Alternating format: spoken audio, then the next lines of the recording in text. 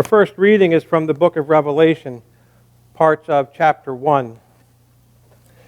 In the book of Revelation, the Lord is giving John, his disciple who followed him in the world, he's giving him a vision of the other world.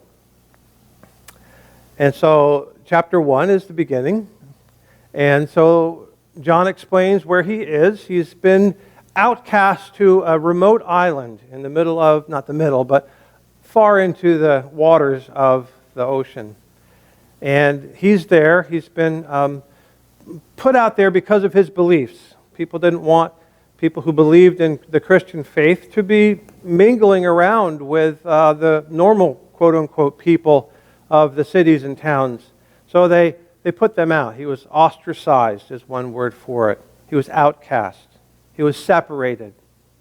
So he says he's on the isle called Patmos, and the Lord gives him this vision. Write these things, the Lord said, to the churches that are in Asia. Grace to you and peace from him who is and who was and who is to come, and to the seven spirits who are before his throne. So I turned to see the voice that spoke to me, John says. And having turned, I saw 7 golden lampstands. And I'm turning and pointing behind me because we have 7 golden lampstands there. And in the midst, or in the center, one like the Son of Man, clothed with a garment down to the feet and girded about the chest with a golden girdle. His head and his hair were white as wool, and his eyes were like a flame of fire. He had in his right hand 7 stars, and out of his mouth went a sharp 2-edged sword. He said, Behold, I am the one who lives and who was dead and is alive forevermore. Write down the things that you have seen and the things that are and the things which will take place. The mystery of the 7 stars which you saw in my right hand, of the 7 golden lampstands. The 7 stars are the angels of the 7 churches, and the 7 lampstands which you saw are the 7 churches. A lot of mention of the number 7, and we can see, we can perhaps count the 7 lampstands that are behind me. The candles are sitting on these lampstands. We could have lamps, we could have candles. Sometimes different churches in the new church will have different things that are the light that is in the lampstand or on the candles. Now, does it say that all of the 7 lampstands were exactly the same? Do you notice that ours are pretty much all the same? If you look really carefully, you might be able to tell a difference between the first one on the front on either side and the last one. It might be hard to tell, but the one way behind, the one in the center behind the word, is actually taller by about that much than the ones that are in front. It just gives a better appearance. So they're not all exactly the same. And I wonder if you have 7 or 9 or 10 or 12 or 15 things that are the same, but they're all different. You might actually look at your 10 fingers and go, oh, look, they're the same. But if you look really carefully, you'll find slight differences. What about your shoes? How many pairs of shoes do you have? Do you have shoes for going outside in the summer and shoes for going outside in the winter? Do you have shoes that you wear inside the house at night? Maybe they're slippers. Do you have shoes that you wear just for church or for special occasions? What about your pants or your dresses? We have a bunch of different clothing that you can wear that are all slightly different. John was told to write to these 7 churches that were in the area around the land. He was in an island, but on the land there were 7 churches that had already started. The Lord was speaking to those churches. The Lord's disciples were visiting them. The Lord was talking about what they were doing right and what they were doing wrong. Do you think they were all exactly the same? I've got an illustration of this.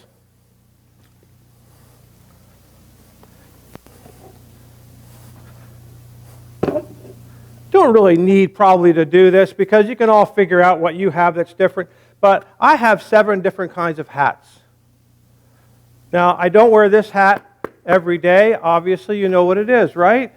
It's a motorcycle helmet. I only wear it when I go on my motorcycle. I don't wear it when I ride my bicycle. I don't wear it when I go out to garden. I don't need a hard helmet like this. It's just for a special protection against crashing when I'm on my motorcycle. This is my newest hat. I don't wear it every day. I don't wear it on the motorcycle. I wear it when I want to go out for a walk, and it just looks nice. It's brand new. It has the Canada flag on it, like we have here in church. Keeps the sun out of my eyes. It does something important. This is one of my favorite hats. It was a hat that was knitted, crocheted by my daughter, and I wear it when I go to festivals. I wear it when I go gather with my friends for a party or for listening to music. It's a very happy hat made out of the colors of the rainbow. A beautiful hat. I love this hat. I don't wear it every day. I don't wear it when I ride my motorcycle, etc. This is a hat some friends gave me, and it's a good hat to go to the beach with. Do you have a hat you go to the beach with? It's just, it's got a little bit of a rim. It's very, very light. I can wire it into the water and get it wet. Good hat for doing certain things. This is my oldest hat. I've had this since I first started having children. I have lots of pictures of this hat when I was carrying around little babies a long time ago. And it's a good hat for wearing after I take off my helmet, but I'm still near my motorcycle. It looks like a kind of hat that a motorcycle guy would wear, right? And this is my favorite hat.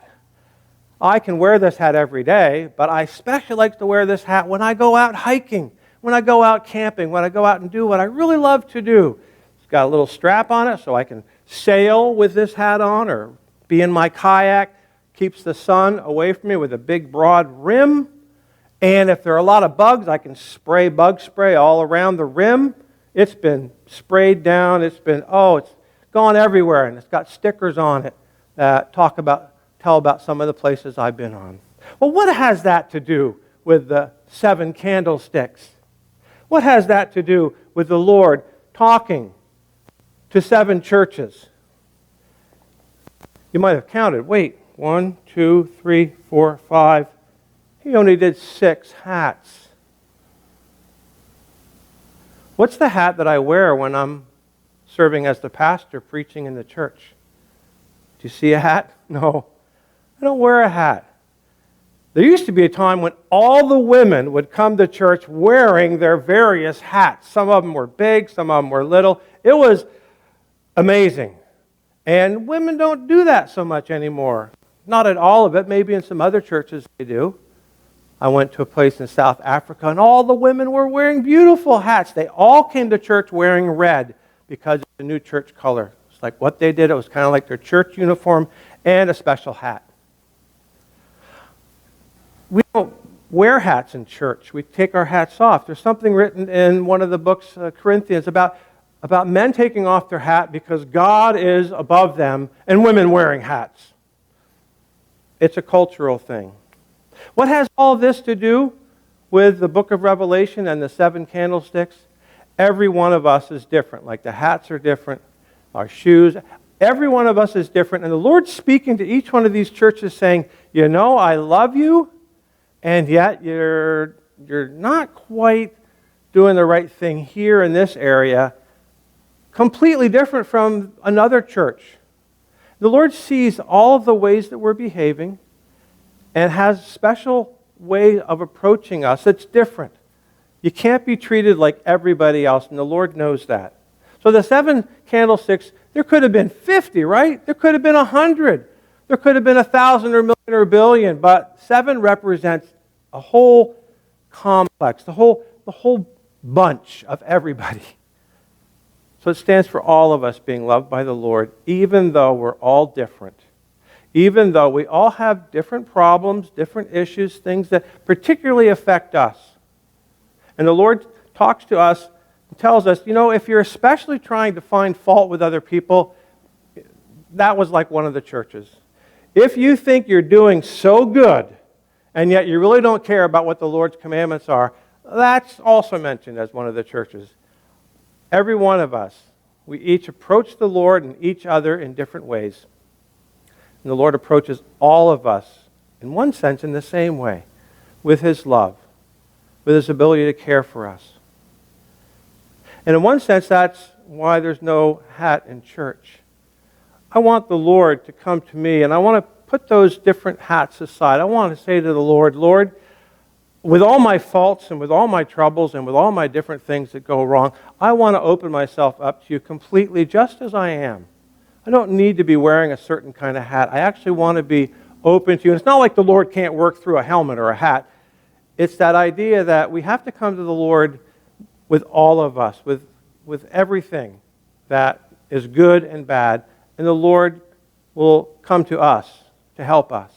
We have to be open to listening to different parts that we wouldn't normally be listening to, different things that we might kind of ignore because, oh, we already know that, or, oh, I've already practiced that, I've got a good habit there. No, come to church in a sense with no hat, basically saying, Lord, I'm yours. Teach me everything you can. I'm willing to learn it all. Amen.